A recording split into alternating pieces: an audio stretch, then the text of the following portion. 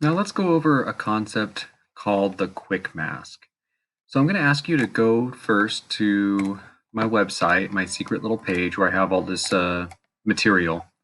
Now, what we're going to make today is this: a picture of a woman walking past the Eiffel Tower in the snow, and we're going to insert a vicious snow leopard. Looks pretty decent, I would say. It looks like it could have broken out of the zoo or something. You can't really necessarily tell. It looks being necessarily super unnatural there. That's because we use this technique called quick masking. Here's the original image. So copy that, copy image, go to Photoshop, go to New, clipboard sized file, hit Enter or Create, and Control V or Command V on a Mac, and it'll paste your image there. Go back to that little page I have on my website and get this snow leopard you see here. Right click, copy image, return to Photoshop, Control V, and it should automatically create a new layer. Let's name the layers. I think this is called a snow leopard, so I'm just going to say snow leopard. Oh boy. And let's see, just to say France. There we go. Clearly, the snow leopard is the wrong size. So let's, if you hold Control Command on a Mac, and either click or double click, it'll on the image itself in the layers panel, it'll select everything on that layer. Don't do it over here next to the name or on the name. It's got to be on the image. Strangely enough, I know that's a weird thing. All right, so now we're going to go over here to edit, I think. Yep, free transform. Hold down Alt, and we can just, the reason I say hold Alt is we can keep it proportional. And then we're going to bring it into the image. Oh, I think he looks especially dangerous around there, I guess. Kind of like it because that little, the snow level there, I don't know, it kind of matches up pretty well. So all right, then we can hit enter. I like his size, I like his location, but we can't leave him like this, obviously. It's not exactly realistic. So let's deselect by holding Command or Control D. We want to erase a lot of this stuff. So a lot of it you could do it the old-fashioned way, just with the eraser tool. That's fine. I'm going to show you a different technique, and this show you why this eraser tool technique is not the best. And there's a much more versatile way. So probably the best way to do it here will be to create a quick mask. The shortcut for this is the letter Q. You'll notice that the layer turned pink. If you open your Channels panel, which you can find under Window, Channels,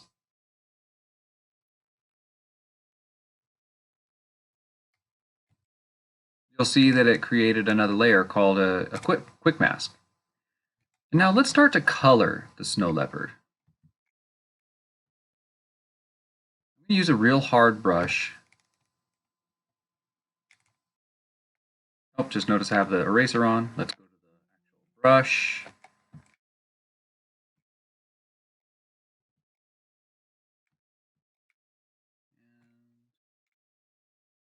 We're going to start to paint over the tiger, the snow leopard.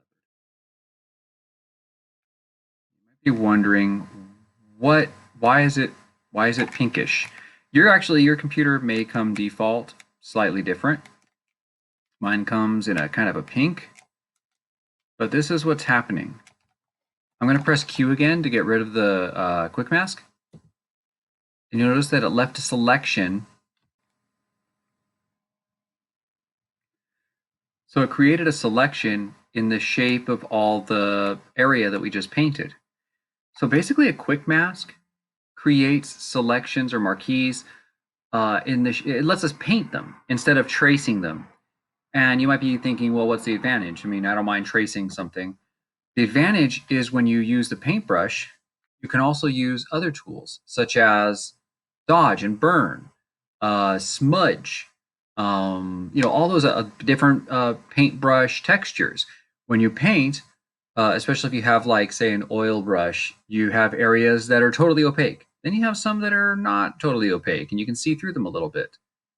Well, this selection will have exactly that. You remember when we did the project where we changed the bat's face to a teddy bear?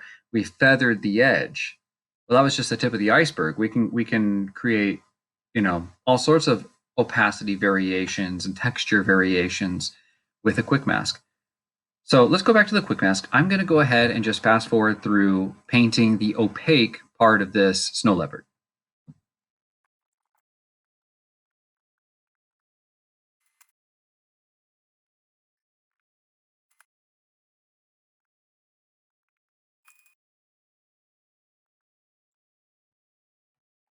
There we go. This is the opaque part of the leopard. So we don't want any part of the Paris Eiffel Tower image to show through this part of the leopard, right? Now we're going to start work on this part. So here's the trick, is the snow has a different texture here than it does here in the leopard picture, right? It's much smoother here. Really, really bumpy for some reason here in leopard country. So we're going to try to create sort of like a feathering kind of gradient effect coming out of the shadow. So it'll look a little less unnatural. So it'll sort of fade from the bumpy leopard area into the Paris, background. And we're going to do that by changing the opacity of our brushes and, maybe blend, maybe smudging, maybe using the blending tool. We'll see. But I wanted to show you something real quick. And you'll notice that the quick mask, all you see is this little black leopard shape on the preview icon. Let's get rid of all the RGB color. Notice, this is actually our selection. If you get rid of the RGB, then you don't see the color and it just creates the mask as like a black and white image. The black is the selected area, the white is not selected. Think of masking as masking tape. Creating a quick mask, it's like putting masking tape. You're putting masking tape all around the snow leopard here, so only he will show through. But this is also useful to look at it this way because I don't want, black. I don't want this stuff to be transparent. So we can go along and touch up our selection here. By the way, they call this an alpha channel whenever it's like a black and white type of image here. So quick mask is the sort of the technique, but what it creates is called an alpha channel. Okay, there we go. I'll turn the RGB back on so I can see. Looks good. Now here we go. Let's create a brush. I'm going to go light on the opacity.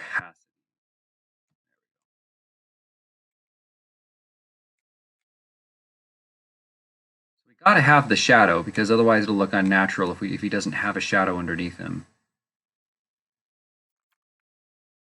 I think I'm even going to include that little bit of snow he's kind of kicking up. Not bad. Let's look at just the... Okay, all right. You know what? From here on out, actually, we could probably just work on the black and white, but I'm not going to. Now let's just have a little less opacity. Like something like 30. We're going to start kind of blending out from the animal.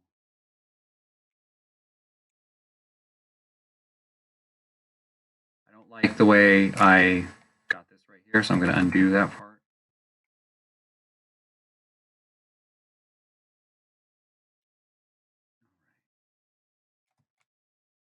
I think I'm okay with this.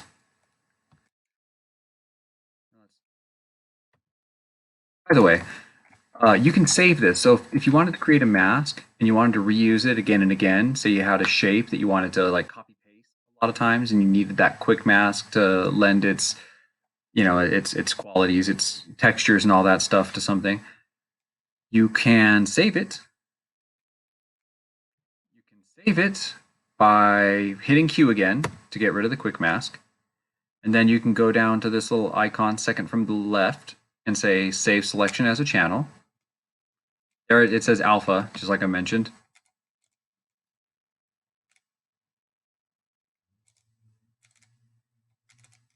You can double click it and give it a new name. Let's call it Snow Leopard, I think is how you spell it. Mask. Just say, okay, I want it to be a reddish color when I work with it. It's not really, it doesn't really have any color, but when I work with it, it's a reddish color. It's 50% opacity, so I can see underneath what I'm working with. I can say, okay.